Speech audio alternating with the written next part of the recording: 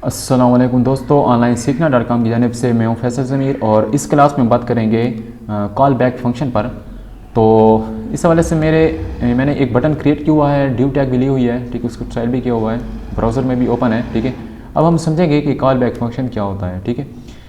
मिसाल के तौर पर मैं एक सिंटेक्स बनाता हूँ, ठीक है, सिंपल सा, और यहाँ पर मैं सेलेक्ट करता हूँ बटन को जो कि मेरे इस पेज में मौजूद है, और मैं ये कहता हूँ कि उस पर क्लिक को और फंक्शन रन हो जाए। और उस फंक्शन में ये कहता हूँ मज़ीद इसको, अच्छा जी, यहाँ पर मैं इसको कहता हूँ कि ये ड्यू टैग जो है मेरी, इसको क्या कर दो, हाइड कर दो, ठीक है। ये बेचारा हाइड कर देगा। तो इसको रिफ़्रेश करता हूँ, इस पर जैसे क्लिक करता हूँ ये हाइड हो गया, ठीक है। अब मैं ये कहता हूँ कि ड्यू टैग जो हाइड हो गई है, इसके बाद मेरा एक फंक्शन चले, ठीक है। अच्छा जी, इससे पहले जावास्क्रिप्ट जो प्रोग्रामिंग लैंग्वेज है, ये कैसे जो है वो करती है, रिजल्ट देती है। सबसे पहले तो ये ऊपर पढ़ता है, ठीक है, ऊपर जो सोर्स कोड है, ऊपर का सोर्स, उसको यहाँ से HTML से स्टार्ट होता है, ठीक है, और ये लाइन बाय लाइन इसको रीड करता है, ठीक है। लाइन बाय लाइन रीड करता है तो मुझे क्या करना होगा, यहाँ पर एक अलर्ट देना होगा, ठीक है, कि इसको जो, अच्छा जी, मैं यहाँ पर कहता हूँ कि फंक्शन, सिंपली मैं लिख देता हूँ फंक्शन। ये जो हाइड है, इस लाइन को जब जावास्क्रिप्ट, ठीक है, उस रूल के मुताबिक जब इसको रीड करेगा ब्राउज़र, तो फ़ौरन इसको भी रीड करना चाहिए, ठीक है, इसको भी रीड करना चाहिए, ठीक है।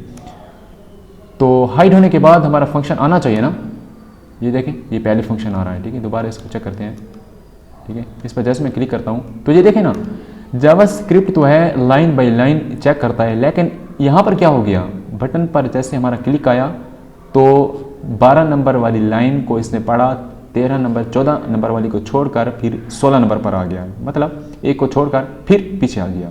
ये कैसा हुआ? ये ऐसे हुआ कि यहाँ पर हमने ये जो एरर आ गया है, ठीक है, इसको ख़त्म करने के लिए ये जो इसके जो डेवलपर हैं, उन्होंने क्या किया, एक कॉल बैक फंक्शन के नाम से एक दूसरा फंक्शन जो है रन करने के लिए कहा, ठीक है।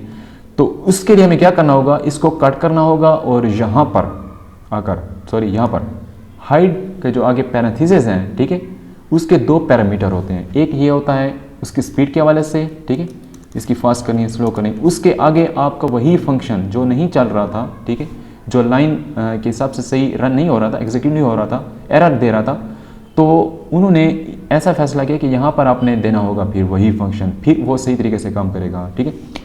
क्या करना है, सिर्फ आपने फंक्शन लिखना है, फंक्शन के बाद आपने पैरेंथेसिस, जिस तरह फंक्शन के सिंटैक्स होते हैं, आपने फिर वही जो फंक्शन दिया था, ठीक है, कॉल बैक फंक्शन इसे कहते हैं। इसे क्या कहते हैं? इसे कॉल बैक फंक्शन कहते हैं। फंक्शन, पैरेंथेसिस और कर्ली ब्रेसेस और आपका फंक्शन, ठीक है। ये क्या होगा, ये बिल्कुल उसी तरीके से होगा, लाइन बाय लाइन होगा। पहले तो नहीं हो रहा था क्योंकि वो एरर दे रहा था, ठीक है, तो उन्होंने क्या किया कि कॉल बैक फंक्शन बना लें इस एरर को ख़त्म करने के लिए।